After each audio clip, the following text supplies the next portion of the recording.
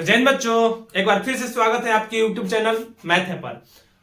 चलिए हम क्या कर रहे थे, हम कर रहे थे class 12th model set number 1, जिसका आज दिन चौथा दिन है। ठीक है, यानी चौथे दिन में क्या होने वाला है, 3 मार्क्स का क्वेश्चन। ठीक है, तो 3 मार्क्स का क्वेश्चन आज हम करेंगे, काफी बेहतर तरीके से करेंगे। तो वीडियो पर नए होंगे तो पहले चैनल को सब्सक्राइब कीजिए, सब्सक्राइब करके सेव कर लीजिए चैनल, नहीं तो मिलेगा नहीं फिर। तो चलिए बिना देरी किए हुए हम स्टार्ट करते हैं क्वेश्चन नंबर 26 नंबर क्वेश्चन 26 2 और 6, क्योंकि 25 तक हमारा 2 मार्क्स था, 26 से हमारा क्या होता है 3 मार्क्स शुरू हो जाता है। ठीक है, राइट द वैल्यू ऑफ 10 भैया 10 आगे पहले में, पहले क्वेश्चन में 10 मिला, पहले क्वेश्चन में 10 मिला, 2 sin 2 cos इनवर्स √3/2। ध्यान से देखिएगा, इसका हमें क्या निकालना है, वैल्यू निकालना है। ठीक है, 10 इनवर्स 2 sin 2 cos इनवर्स √3/2। अब देखिए यहां से हम करेंगे, स्टेप बाय स्टेप चलते हैं। 10 इनवर्स 3 मार्क्स का है, स्टेप बाय स्टेप नहीं चलेंगे, फुल मार्क्स नहीं मिलेगा। 2 sin 2 cos इनवर्स, cos में √3 किसका वैल्यू होता है, cos में √3/2, cos π/6 का वैल्यू होता है। cos π/6 का वैल्यू क्या होता है √3/2। तो cos इनवर्स से cos इनवर्स खत्म, नेक्स्ट आते हैं tan इनवर्स, बाहर है tan इनवर्स रहने देते हैं 2 sin 2 × π/ क्या बचा 6, जो कि कट के क्या हो गया 3। आगे चलते हैं tan इनवर्स कितना 2 × sin π/3। थोड़ा सा और आगे अब इसमें बढ़े तो ये हो जाएगा tan इनवर्स 2 sin π/3। sin π/3 का वैल्यू क्या होता है, sin π/3 का वैल्यू होता है 1/2, यानी 2 से 2 खत्म। तो बचेगा क्या हमारे पास tan इनवर्स tan π/4, क्योंकि बचेगा इसमें के अंदर 1, और 1 का वैल्यू कितना होता है tan π/4। अब यहां से tan से tan खत्म, बचेगा हमारा कितना π/4, जो कि हमारा होगा फाइनल आंसर। और एग्जामिनर ऐसे देखेगा और 3 मार्क्स गिवन। ओके, इस तरह से क्वेश्चन बनाएंगे हम, काफी सिंपल तरीके से और काफी बेहतर करते हुए चलेंगे। ठीक है, कहीं गलत हुआ है, कहीं गलत हुआ है sin π/3। अच्छा sin π/3, ओ सॉरी, फिर यहां से 3 मार्क्स कट जाएगा, गलती नहीं बाबू। sin π/3 का वैल्यू कितना होता है, तो 2 × sin π/3 का वैल्यू होता है 60 डिग्री, 3/√2। तो यहां से चौपट राजा हो जाएगा, क्या बचेगा √10, यहां पर √3 बचेगा ना, तो किसका वैल्यू होता है √3 π/3 का वैल्यू होता है, इसलिए π/3 आंसर होगा इसका। कटा था 3 नंबर, 97 नंबर का हो जाता तुम लोग का, यहां से 3 नंबर कट जाता। थोड़ा सा ध्यान देना है, यही तो ध्यान देना है, यही एग्जाम में जल्दबाजी नहीं करना है, हमें वैल्यू पूरा एकदम सटीक याद होना चाहिए। मैंने देखा कि कुछ तो गड़बड़ है, तो क्या है यहाँ पर π/3, क्योंकि π/3 होता है कितना 60 डिग्री, हमने लिख दिया कितना 30 डिग्री का वैल्यू। ठीक है, तो इस तरह से ये क्वेश्चन नंबर क्या है 26 नंबर क्वेश्चन बन गया। अब 27 नंबर क्वेश्चन देखते हैं इसी में। तो चलिए क्वेश्चन नंबर 26 के बाद 27 नंबर क्वेश्चन देखते हैं। 27 नंबर जो क्वेश्चन है वो है find mode of A B if A equal to, दिया हुआ है मैंने लिख दिया है, ए मैट्रिक्स है, B equal to A matrix, हमें ए बी का मोड निकालना है। ठीक है, कोई बात नहीं, निकालते हैं, यानी इसका वैल्यू निकालना है, केवल ए बी नहीं निकालना, पहले तो हमें ए बी निकालना पड़ेगा, 3 मार्क्स ऐसे थोड़ा ना देगा। तो ए बी निकालते हैं, ए बी कैसे मल्टीप्लाई करेंगे, ए बी का मल्टीप्लीकेशन होगा फर्स्ट रो फर्स्ट कॉलम। ध्यान से देखिएगा, मल्टीप्लीकेशन में काफी बच्चे गलत करते हैं, फर्स्ट रो तो फर्स्ट कॉलम, यहां से बंद हो गया है ये कॉलम और ये रो बंद, यानी 0 × 3, अब प्लस होता है तो प्लस, माइनस इधर से तो माइनस, फिर उसके बाद यहां पर आएंगे तो फर्स्ट रो सेकंड कॉलम, यानी 0 × 5 -1 × 0, second row first column, second row और फर्स्ट कॉलम यानी 0 इंटू 3 प्लस का हो जाएगा 2 इंटू 0। फिर उसके बाद सेकेंड रो सेकेंड कॉलम यानी 0 इंटू 5 प्लस का हो जाएगा 2 इंटू 0। आगे हम इसे सॉल्व करेंगे तो ये कितना आ जाएगा 0 और 0 0 0 0, ये पूरा 0 0 0 मैट्रिक्स आ गया। मैट्रिक्स का वैल्यू कितना आ गया 0 0 0। Determinant of A B is equal to कितना हो जाएगा 0। वैल्यू इसका 0 हो जाएगा। जब 0 आ गया तो काफी सिंपल क्वेश्चन कर दिया था। तो इस तरह से 27 नंबर क्वेश्चन बन गया। अब इसमें थोड़ा सा कंफ्यूजन होता है, कोई इधर उधर हो जाता ना तो क्या हो जाता है, ये गलत हो सकता था पूरा 100%। ठीक है, अब 27 नंबर क्वेश्चन का 28 नंबर क्वेश्चन देखते हैं। तो चलिए क्वेश्चन नंबर 27 के बाद 28 नंबर क्वेश्चन देख लेते हैं। 28 नंबर जो क्वेश्चन है वो है फंक्शन एफ एक्स प्लस 3 के square minus 36 upon X minus 3 when जब x does not equal to 3 और k होगा कब, जब x इक्वल टू 3 है।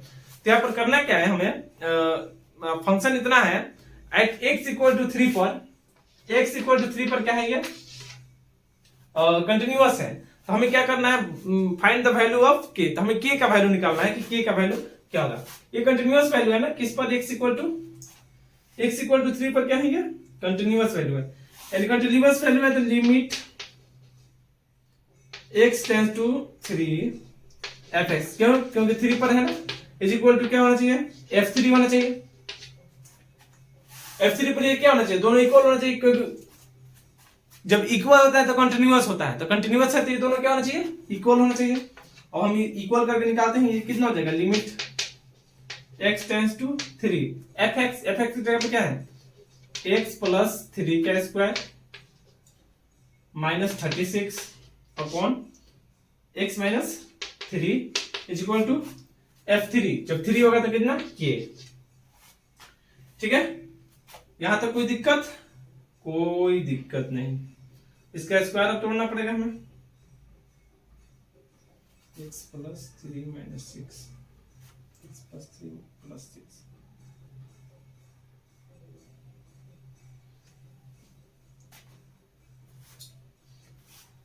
ठीक है, अब यहां से आगे देखिए, आगे क्या करेंगे हम, लिमिट x टेंड्स टू 0। अब ऐसे तो डायरेक्ट x का वैल्यू पुट नहीं कर सकते क्योंकि 3 पुट करेंगे तो 3 माइनस 3 0 हो जाएगा, यानी अनडिफाइंड वैल्यू आएगा। अब देखेंगे हम ये कि x प्लस 3 का स्क्वायर माइनस 36 है, 36 यानी 6 का स्क्वायर, इसे हम 6 का स्क्वायर भी लिख सकते हैं, 6 का स्क्वायर तो a माइनस b आ जाएगा, तो a plus b, x plus 3 minus का 6 a minus b into a plus b यानी x प्लस 3 और प्लस का 6 अपॉन में x माइनस 3 है, इज इक्वल टू टोटल कितना है k है। इसे मैं मिटा सकता हूं, इधर नहीं इधर से कर देते हैं। ठीक है, अब देखिए ये 3 में से 3 जाएगा कितना, 6 में से 3 जाएगा, ये हो जाएगा लिमिट x टेंड्स टू 3। ये 6 में से 3 जाएगा 3, तो यानी x माइनस 3 और ये हो जाएगा x प्लस 9 अपॉन में कितना x माइनस 3 और इज इक्वल टू k। ये x माइनस 3 से x माइनस 3 खत्म तो बचेगा क्या, वैल्यू पुट करेंगे x का, तो 3 plus 9 is equal to k, therefore k is equal to 12, therefore k is equal to 12, यानी यहां से k का वैल्यू जो आ जाएगा कितना 12 आ जाएगा। ये हो गया हमारा 28 नंबर क्वेश्चन, जो कि केवल हमें पता होना चाहिए, किस लिए कि जब भी फंक्शन कंटिन्यूअस होता है तो वो क्या होता है, इक्वल होता है। लिमिट उस पे जिस पर कंटिन्यूअस होता है उस पर ये दोनों लिमिट क्या होता है, इसका इक्वल होता है। उस तरह हमने बोला और उसे करके k का वैल्यू निकाल दिया, जो कि काफी सिंपल था। ये तो क्वेश्चन नंबर 28 हो गया। 28 के बाद 29 नंबर क्वेश्चन भी कुछ, तो चलिए क्वेश्चन नंबर 28 के बाद 29 नंबर क्वेश्चन देखते हैं। ठीक है, 29 number question, the total cost, ध्यान से सुनिएगा, the total cost CS associated with the product of X unit of the items is given by C above। काफी चीज लिखा है, CX दिया हुआ है, CX क्या है, कास्ट ऑफ X है, इज इक्वल टू कितना 0.005 x क्यूब, पहले मैं लिख देता हूं उसके बाद पढ़ूंगा, माइनस 0.02 क्या x स्क्वायर और प्लस का 30x और प्लस का 5000। Find the material cost when 3 unit, at 3 unit पर हमें निकालना है क्या। अब देखो क्वेश्चन पढ़ो, बोल रहा है the total cost CS, cost क्या है CX है, associated with the product of X unit, X unit का प्रोडक्ट है उसे एसोसिएट कर रहा है, of an item is given by CX, CX का यानी कॉस्ट जो है ये जो है उसका आइटम है, ठीक है। Find the material cost of 3 unit, 3 unit पर हमें क्या निकालना है, मटेरियल कॉस्ट निकालना है। सॉरी, फिर उसके बाद दिया वेयर बाय मार्जिनल कॉस्ट भी means that instantaneous rate of change of the total cost at any level of output, यानी मार्जिनल जो कॉस्ट है वो क्या है, रेट ऑफ चेंज ऑफ किसी का आउटपुट का क्या है, रेट ऑफ चेंज है, ठीक है। यानी रेट ऑफ चेंज है यानी क्या, यानी अगर हमसे बोल दे कि मार्जिनल कॉस्ट का cost is equal to X is equal to क्या है, rate of change of CX upon DX, यानी रेट ऑफ चेंज क्या बोल रहा है, rate of change of total cost of any level of output, यानी जितना आउटपुट हो रहा है उसके टोटल कॉस्ट क्या है, टोटल कॉस्ट है नहीं जो जोड़कर हम लेकर आए हैं, तो टोटल कॉस्ट का क्या है, आउटपुट है, उसका रेट ऑफ चेंज है यानी उसका डिफरेंशिएशन है, ये बोल रहा है क्वेश्चन।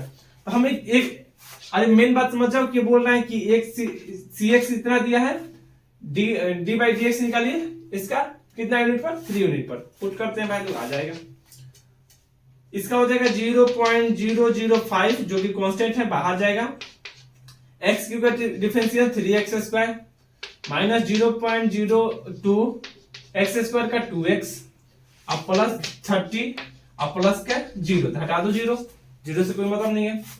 आगे अब x का वैल्यू पुट करना है कितना, 3 यूनिट पर, यानी यहां पर हमें हमसे मिलेगा क्या, MC x की जगह पर 3, तब हमारे पे क्या होगा 0.005 इंटू 3 इंटू 9 3 का स्क्वायर माइनस 0.02 इंटू 6 2 6 प्लस 30।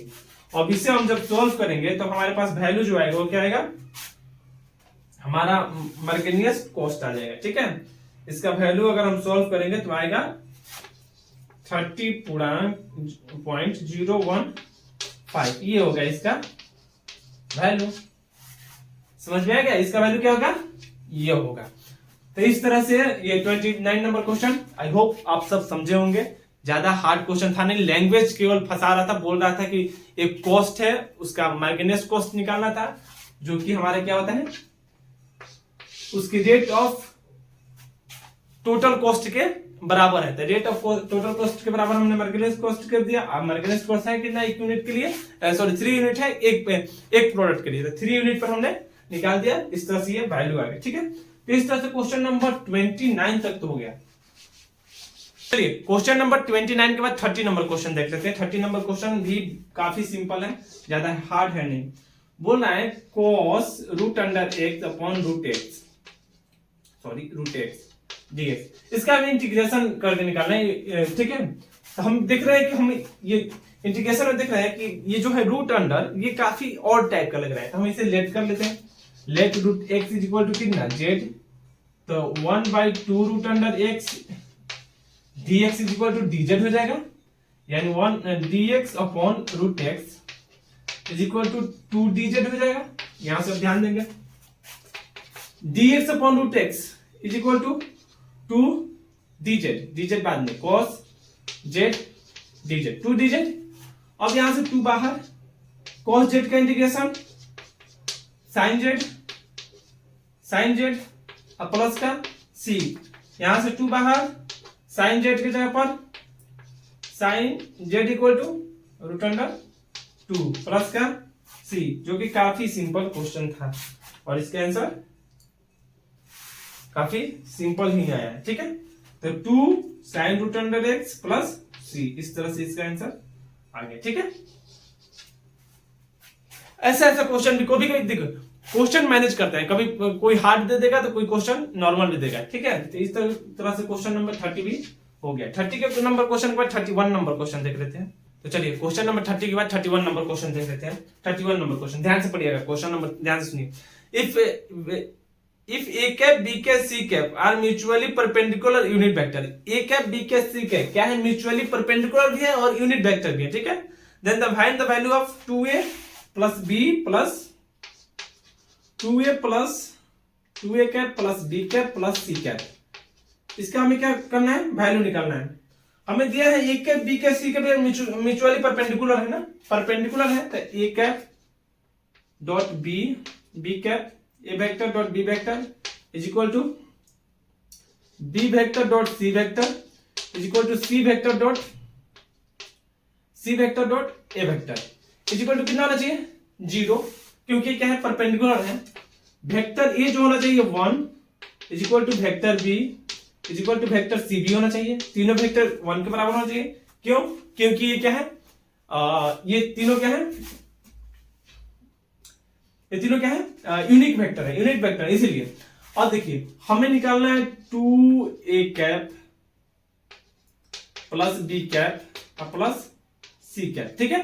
हम इसका स्क्वायर निकाल देते हैं। स्क्वायर करेंगे तो क्या हो जाएगा, स्क्वायर करेंगे तो हो जाएगा 2a plus b cap plus के c cap into 2a cap plus के b कैप प्लस के c कैप, ये हो जाएगा स्क्वायर करेंगे तो। अब आगे सॉल्व करेंगे, हम मल्टीप्लाई करेंगे इस तरह से, तो 2 इंटू क्या हो गया, a cap dot a cap plus 2b cap dot a cap plus 2c cap dot a cap. यहां से कर दिए, फिर आगे करेंगे इसमें तो ये हो जाएगा कितना, 2a cap dot b cap A cap dot B cap, यानी इससे अब करेंगे इसके साथ, ठीक है, plus B cap dot B cap, ठीक है, plus C cap dot D cap, sorry B cap dot C cap या C cap dot B cap, कोई बात नहीं, B cap dot C cap.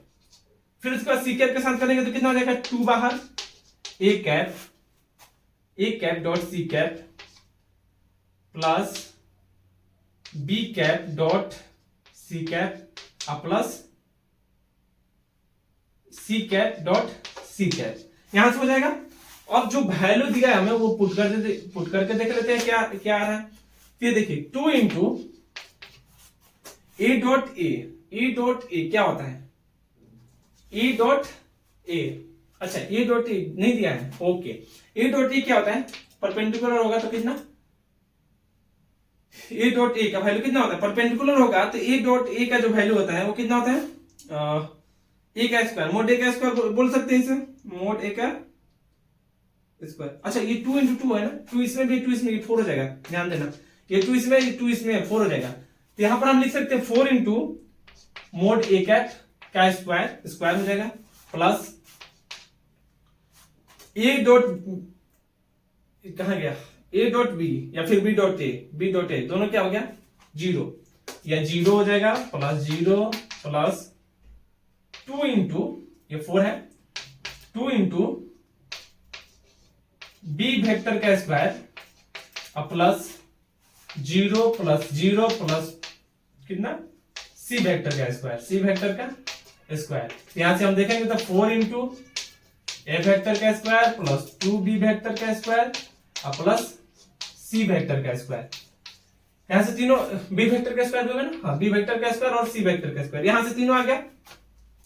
अब इसमें हम वैल्यू पुट करेंगे कितना, वेक्टर ए का वैल्यू कितना है 1, आगे थोड़ा सा करेंगे, इधर मिटा रहेंगे, यहां से देखिए अब वेक्टर ए की वैल्यू 4 इंटू ए की वैल्यू 1 यानी 1 का स्क्वायर, बी का वैल्यू 2 इंटू 1 का स्क्वायर यानी 1 प्लस सी इंटू 1 का स्क्वायर, यानी कितना हो जाएगा 4 और 2 6, ये हो गया 6। ये किसका स्क्वायर का वैल्यू है ना 6 स्क्वायर का वैल्यू है, कहां गया, इतना इक्वल टू निकाला है ना, तो यहां से अगर हम मिटा रहे हैं तो ये कितना 6 आ गया इसका वैल्यू, लेकिन हमें निकालना है कि इसका वैल्यू, स्क्वायर को हटाएंगे तो इसको हो जाएगा रूट, यानी रूट अंडर 6 और is positive not negative, positive क्यों? क्योंकि ये क्या है, हमारा लेंथ है, और लेंथ क्या होता है, हमेशा पॉजिटिव में होता है, कभी निगेटिव में नहीं होता है। और यहाँ से इसका वैल्यू इस तरह से हम निकाल देंगे, जो कि काफी सिंपल था, जिससे पता होगा ए डॉट बी, इसके बारे में थोड़ा बहुत आराम से निकालेगा। ठीक है, तो इस तरह से क्वेश्चन नंबर 31 भी खत्म हो गया। तो ये चलिए आज के लिए ये लास्ट क्वेश्चन था। अगली वीडियो में 5 मार्क्स का क्वेश्चन बनाएंगे। और वीडियो अच्छा लगा होगा तो लाइक करके चैनल को सब्सक्राइब करके अपने दोस्तों के पास शेयर करना बिल्कुल ना भूलें। मिलते हैं अगले वीडियो में, तब तक के लिए जय हिंद।